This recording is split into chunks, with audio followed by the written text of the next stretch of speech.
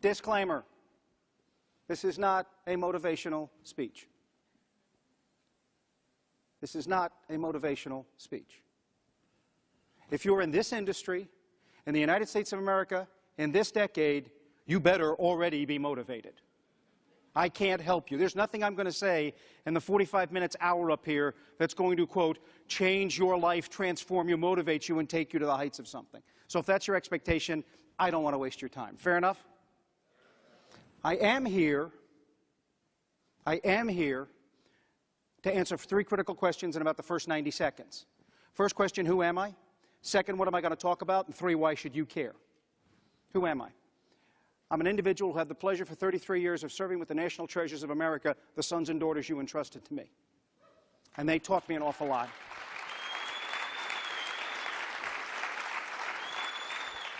That's who I am, and I got a whole lot more out of them than they ever, I got a whole lot more out of them than I ever gave. What am I going to talk about?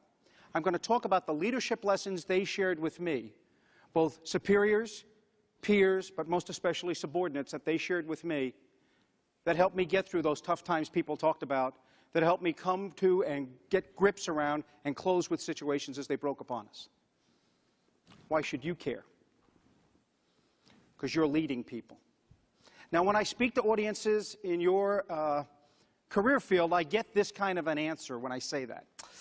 General, you don't get it. We're not in the Army. Come on, I got 4 people in a branch office someplace. Leadership says, y'all here?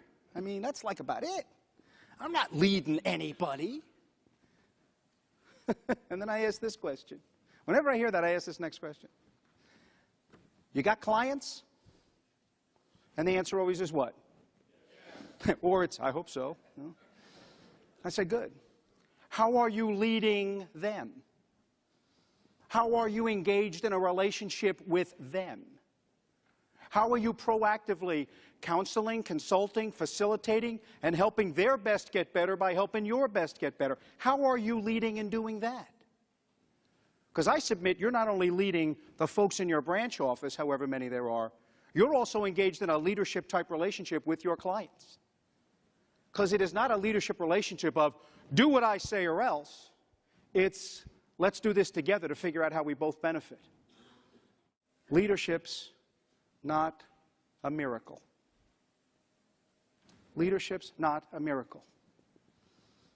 Miracles are things we Catholics understand as a miracle is something that occurs that you can't explain. You can't explain it. It happened. How did it happen? I don't know. Guess we got to take it on faith. It must be a miracle.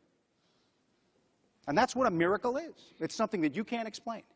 In this environment with your clients, looking at them, taking all their paperwork, saying, trust me, this will all work out. You'll have 10% growth. And when they ask how it happens, you tell them it'll be a miracle. Have a nice day. Not happening. They expect attention to detail, competence, dedication, patience. And they expect someone who will listen in this environment. Because the great fear I see in this environment financially as I go around the country and do this is not that we had a crash, not that we had a recession. We've had those before. What really scares people is how fast it was, how sudden it was, and how when they ask around, how did this happen, the answer they get back is, I don't know. Stuff happens. Wasn't me. So you've got to think your way through when you're leading folks, how do you put things in a context they can understand versus trying to appear miraculous all the time? So leadership is not a miracle. Second, start point. I get people who tell me, Boles, I'm glad you're in the Army with all those budgets and everything else, but you don't know what it's like in times like these. You don't have a clue what it's like in times like these. It's really tough. And I listen to him and I say, yeah. And I had a boss once, I said that I was really getting ground up on a project. And I said, man, I don't know, man, it's really tough in times like this, boss, doing this project. And this 4-star looked at me and said, Boles, what you don't understand is there have always been times like these. There are always times that are going to challenge us. Always times that are going to stress us. Always times that are going to put us under the gun. When the heat's high, the pressure's on, and the outcome's uncertain. So don't think you have a monopoly today. It's really interesting. We really appreciate it. What's the point? The point is, You cannot sit here and pray that you just get challenges you can handle. You've got to put yourself in a position where you can strengthen yourself to be able to take whatever breaks upon you. You have to harden yourself and strengthen yourself and your organization so you can take it when it comes. Not just sit there and say, I hope whatever happens today I can handle. That's not a miracle either. And the third thing I want to leave you with as a start point is something I call the morality of competence. So those are the start points. It's not a miracle. In times like these, there have always been times like these. And finally, there's a morality to competence. I want to thank you very much for your time. I want to thank you for what you've done. I want to thank you for what you're going to do. You are critical to the national security of this country.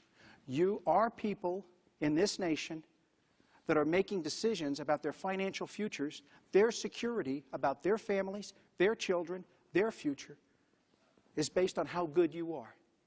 I want to thank you for continuing your knowledge. It's been an honor to be here with you. And thank you all very much for what you're doing. Thank you.